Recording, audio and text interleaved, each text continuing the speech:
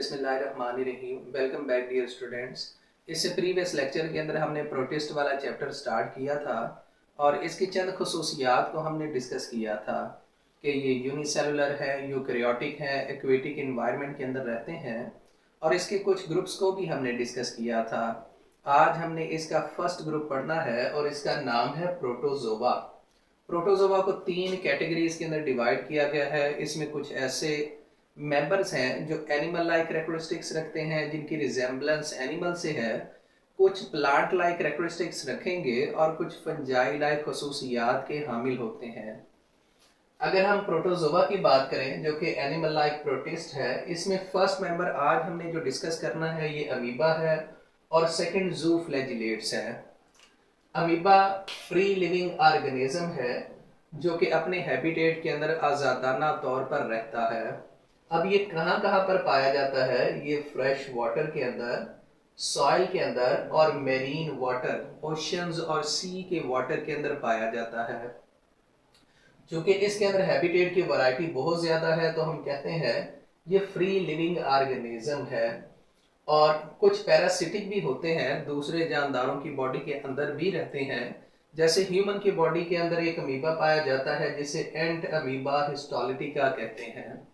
ये इंटेस्टाइन के अंदर होता है और वहां पर अमीबाइड डायसेंट्री काज करता है, डायरिया काज करता है, इन्फेक्शन करता है।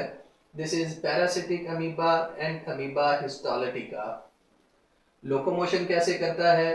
इनकी बॉडी के अंदर सोडोपोडिया पाए जाते हैं। सोडो मीन फाल्स, पोडिया फुट, यानी फाल्स फुट पाए जाते हैं, जिनकी वजह से ये एक जगह से दूसरी जगह मूव करने की सलाहियत रखता है।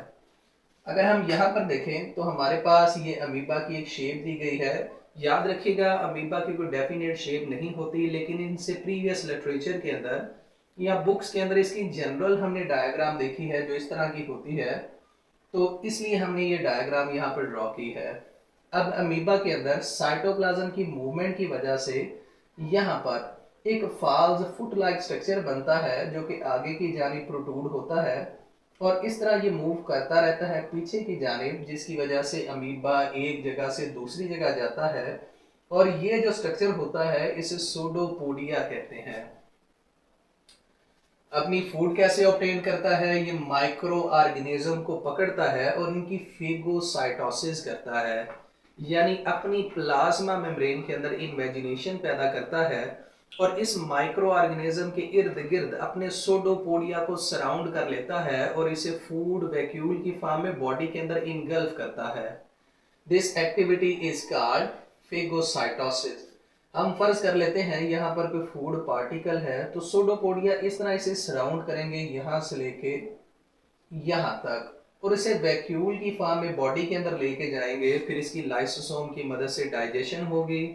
तो this type of intake is called phagocytosis. अगर रिप्रोडक्शन की बात करें तो ये बाइनरी फिशन करता है, सिंपली 2 हिस्सों के अंदर डिवाइड होगा और डिवाइड होने के बाद अपनी जनरेशन ऐसे ही बढ़ाता जाता है।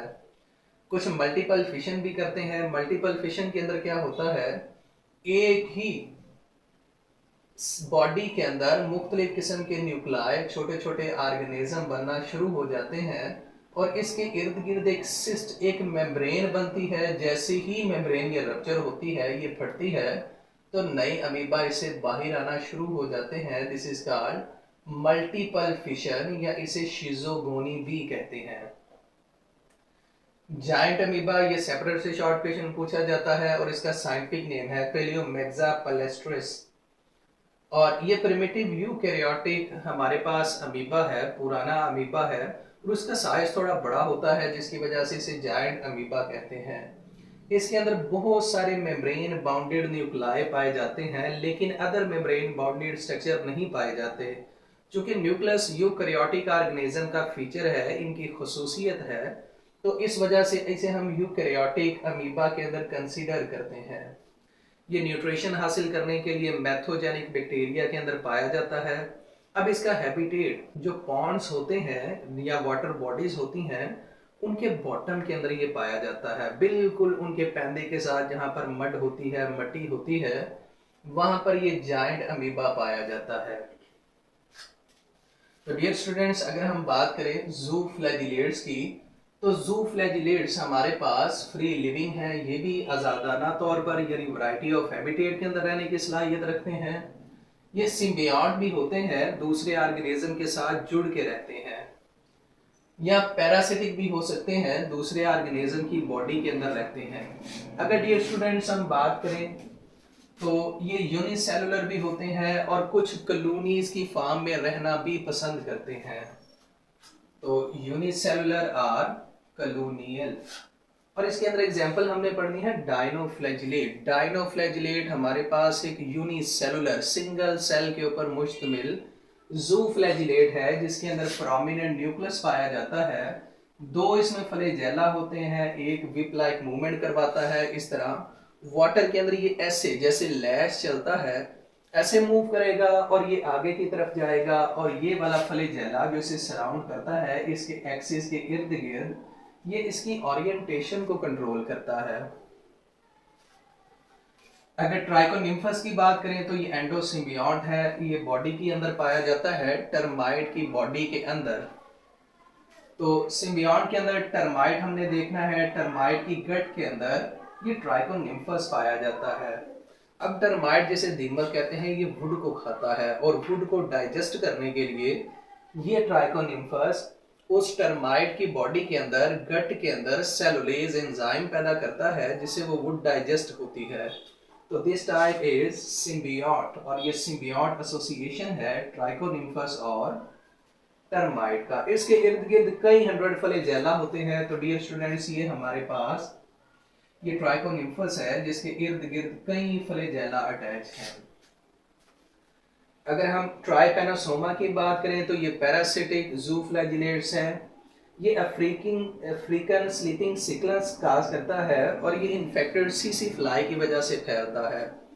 अब अफ्रीकन स्लीपिंग सिकनेस के अंदर क्या होता है, जो पर्सन जिस इन्फेक्टेड पर्सन के अंदर ये बीमारी आती है वो पर्सन रात को सोने के काबिल नहीं रहता। रात को वो जागता रहता है, दिन को वो काम करते हुए या डेली एक्टिविटीज के अंदर इसे नींद ज्यादा आती है, बुखार भी होता है, मसल इचिंग भी, खिंचाव भी मसल का आ जाता है। अगर कॉनोफ्लैजिलेट्स की बात करें तो ये ससाइल हैं, एक्वेटिक हैं। इनके अंदर यहाँ पर एक स्टाक पाई जाती है, उसके बाद ये कॉलर सेल पाए जाते हैं और इसके साथ फ्लैजेला पाए जाते हैं। This is a colonial type of zooflagellates. तो डियर स्टूडेंट्स, ये हमारे पास टॉपिक था प्रोटोजोआ एनिमल लाइक